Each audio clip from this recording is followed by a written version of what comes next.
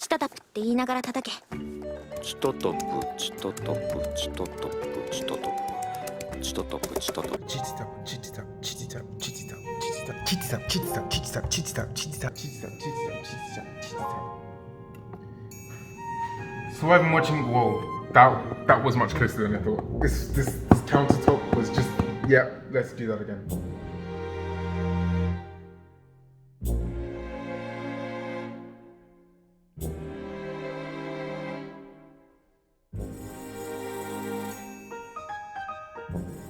There are very few anime out there which can go from peak suspense to pissing on people's faces and then back to peak suspense. Golden Kamuy is one of those anime. え？何かけるって？やめろ！おい！やめろ！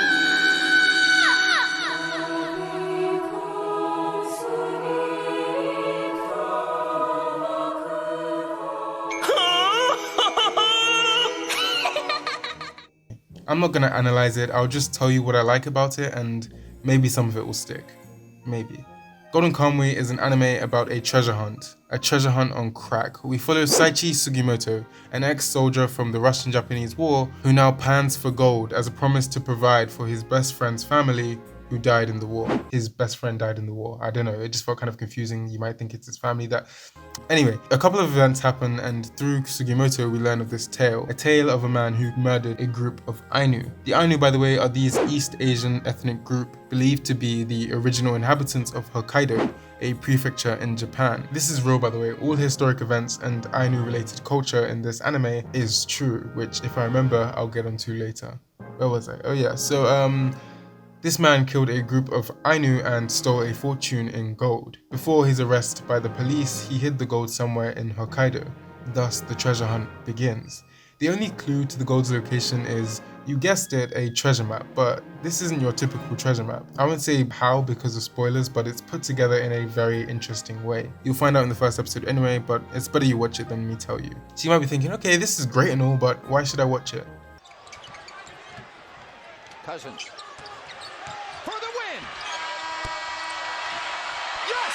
It's all over! Cousins wins it at the buzzer! Did you see how well the ball bounced in that clip? The characters in Golden Kamuy bounce off even better. All the characters in this show are linked in one way or another. The way in which they are all linked together is the gold. As a result of this, you get different groups being formed depending on different people's priorities. I wouldn't be surprised if we come across a top 10 anime betrayal of all time because, you know, it could happen. You may not have watched the anime, but you could take 4 characters, stick them in a group, and it would just work. Nothing feels forced. You'd get genuine moments that range from being laugh out loud hilarious to edge of seat suspense. The show is playful, but gets serious when it needs to. Don't we love that? And the antagonists in this show are some of the best antagonists I've watched in a while. If you've watched Dorohedoro and you liked N, you will probably like the antagonists in this show. Also, if you haven't watched Dorohedoro, watch it. Obviously after you've watched this video and Golden Kamuy. As you watch Golden Kamuy, you start off with a lot of questions, the main one being, where is the gold? But as you watch more, little things get revealed to you which help paint the bigger picture, such as, who is the man that hid the gold, why he hid it, and how some people might be more involved with others than you think. You're like a fish slowly taking bait. That doesn't feel like the right analogy for some reason. Whether you learn this through the backstories of certain characters or certain circumstances that happen in the show, you're in for one hell of an unpredictable ride.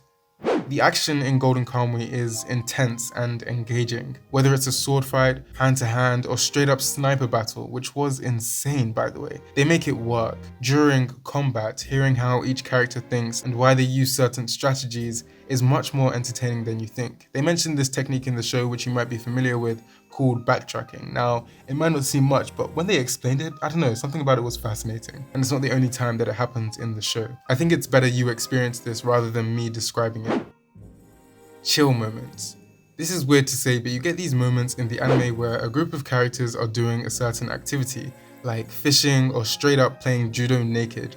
Wait, what? The balance between these chill scenes and the more suspense, edge of seat scenes is executed perfectly. One last thing which I want to talk about is the history and culture. in Golden Kamuy. History is boring. Okay, wait. History is boring for me. I don't find it interesting, but Golden Kamuy makes it interesting. One of the characters in this show is an Ainu girl called Ashopa.